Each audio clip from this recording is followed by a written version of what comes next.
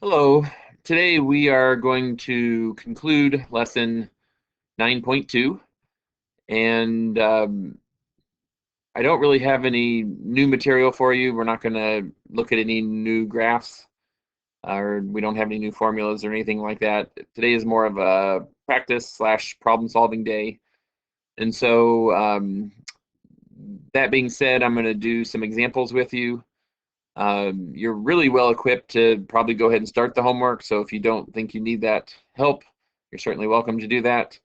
But this video and the notes are here for you if you need them. And so the three examples I'm going to do one like 66 and 68. I'm actually going to do number 64 in your book. And then I'm also going to do one like 70, 71, and 72. And then I'm going to do one that's kind of like number 2 on the worksheet. And so let's go ahead and get started. This is number 64 in the book. And what they do is they give you two equations, and they want you to graph them on a polar grid and see if you can just come up with the graph and then find the intersection points or the solution of this system of equations. And so we've done this many times before with lines, and you probably did last year with parabolas and circles and things like that. And so same kind of idea, we're just solving a system of equations by graphing. And so to help us do that, I did provide graph paper for you again. So if you need that, please don't hesitate to use that. And then to get started on this problem, I think what I'll do is let's convert these to rectangular equations, kind of like we did several lessons ago. And let's look at this one on the left first. So you might remember the two strategies we have is we can either multiply by r or we can square both sides. And I think I'm going to try multiplying by r because squaring both sides will make this sine squared, and I'm not sure that's going to be as helpful to us. And so I've already worked this out, so I'll just kind of talk you through it.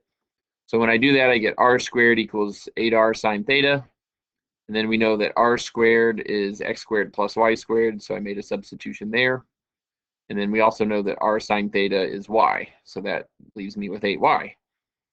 So then to get a little more clarity as to what this equation is, I moved the 8y over to the left side, and then I added 16, and I did that because I'm completing the square. So I did half of -8 is -4, -4 squared is 16, and then whatever I add to one side of the equation, I have to do the same thing to the other. So then I get x squared plus the quantity y minus 4 squared equals 16, and that should be something we recognize as a circle that has a center at 0, 4 and a radius of 4. So then for the other side, we know cosecant is 1 over sine, so that gave me 4 times 1 over sine theta. And then I multiplied the sine theta on both sides, and I got r sine theta equals 4, which I can then replace r sine theta with y, so I end up with y equals 4. And we should recognize that as a horizontal line. So I've gone ahead and graphed those for us on our polar grid. I've got my center 0, 4 right here, and then a radius of 4, so I went out in 4 directions to help me draw my circle. And then my line y equals 4 is right here, this horizontal line. And so again, the task here is that we're trying to find the intersection points.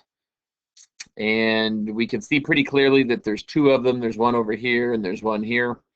Be careful, this one is not one because the center is not part of the circle. It's not an actual point on the circle. So we're really looking here and over here. Now, just by casually glancing this, it looks a whole lot like the r value is going to be pi over 4 perhaps. And over here, it sure looks a lot like the pi value is 3 pi over 4. And so that very well could be.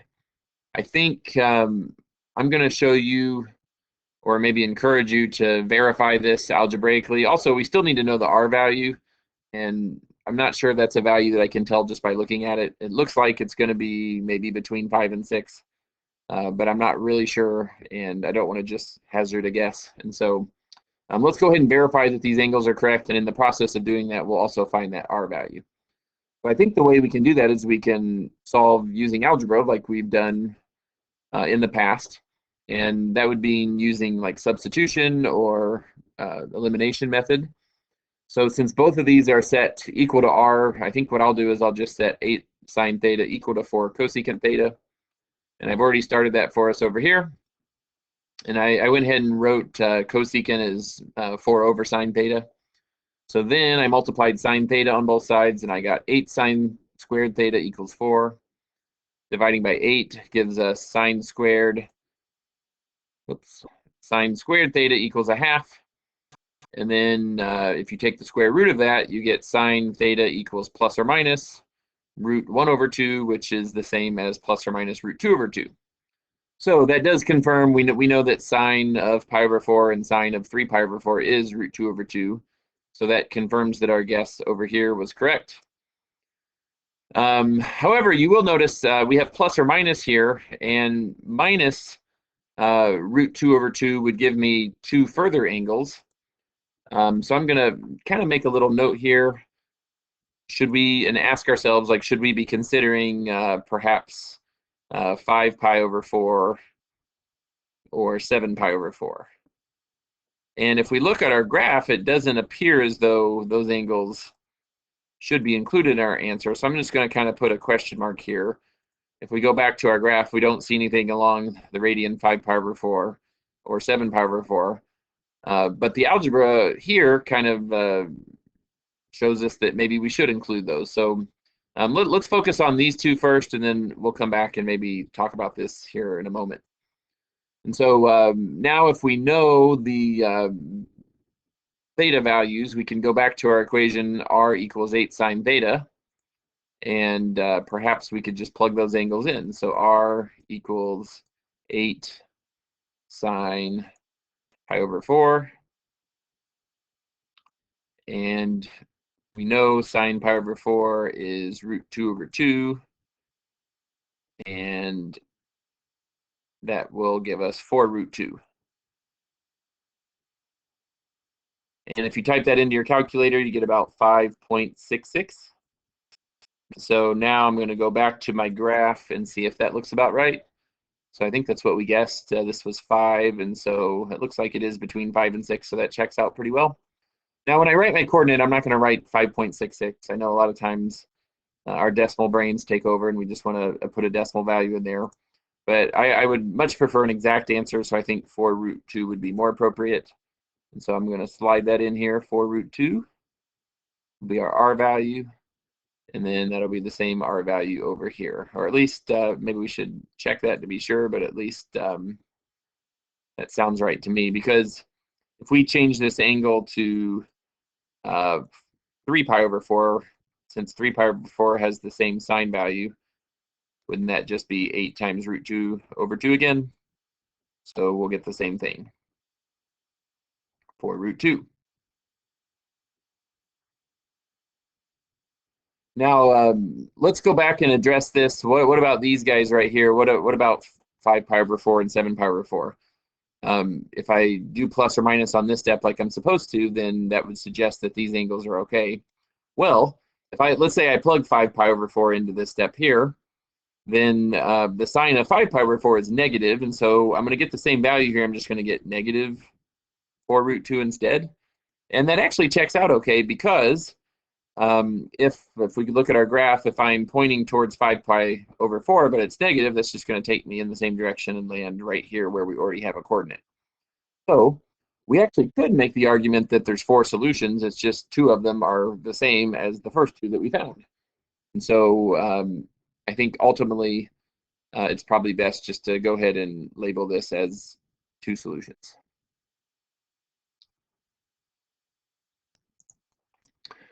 Okay, so here's our next example. This one is number 69 in the book.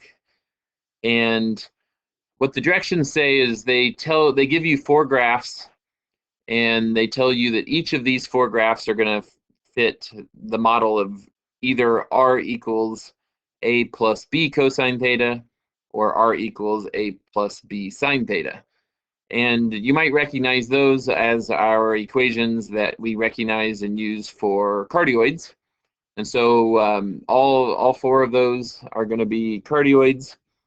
And they basically what they want you to do is find a and b. So by finding a and b, we be able to write an equation for the graph that's given. And so the first thing we should probably think about is whether it's sine or cosine. And you might remember that if the graph is symmetric over the polar axis like this one, and that's easy to recognize because half of the graph is above the polar axis, half is below. And if that happens, that's going to be a cosine problem. And if it is symmetric over the line theta equals pi over 2 or the y-axis, then that means it's going to be a sine problem. And so those should be pretty easy to recognize. They're all pretty obvious when you look at the graph which one it's going to be. So this one, I feel pretty confident is going to be a cosine problem. So maybe I can just start with that. R equals a plus b cosine theta. So then our job is to find a and b. And so if we look closely here, they actually give us two coordinates, and those two coordinates are going to help us out. We have 3 pi over 2, and I have 6, 0 as my two choices. So what I'm going to do is I'm going to plug in one of those values and see if that gives me any clarity as to what A or B might be. So a lot of times if I see one with a 0 in it, I might just start with that one, because a lot of times zeros will make things cancel out and then make the other thing that doesn't cancel out obvious what it has to be. So for example, 6 is our R value. That's hard to say. our R value. Why don't you try that 5 times? Anyways, 6 we'll put there. A, we still don't know for sure yet. B, we're trying to find. And then cosine 0. And so this gives me 6 equals A plus, we know the cosine of 0 is 1, and so that just gives me B. And so now I have 6 equals A plus B. Unfortunately, that didn't quite lead me to an answer that I hoped to get. I guess it's helpful, but it's not as helpful as I hoped. So instead, I'm going to try, let's go back and try again, but this time let's use the other coordinate and see if that helps us. And it very well may not. It's possible that neither coordinate will lead you directly to A or B, but it might give us another equation that has A and B in it. And then if I can do that, I've got a system of 2 equations and 2 unknowns. So let's go ahead and try that. So this time I'll use R is 3. Whoops. So R is 3, and I've got A plus B cosine pi over 2. And here I see good things actually happening because cosine pi over 2 is 0, and so B times 0 is just going to be 0, and so that tells me that A has to be 3. So that's actually extremely helpful, and it looks like I don't have to do substitution or elimination after all. I just know that A is 3. And so now that I know A is 3, that means 6 equals 3 plus B. And so in this case, B equals 3. And so that leads me to my answer that R will be 3 plus 3 cosine theta. And there you have it. Whoops, try that one more time.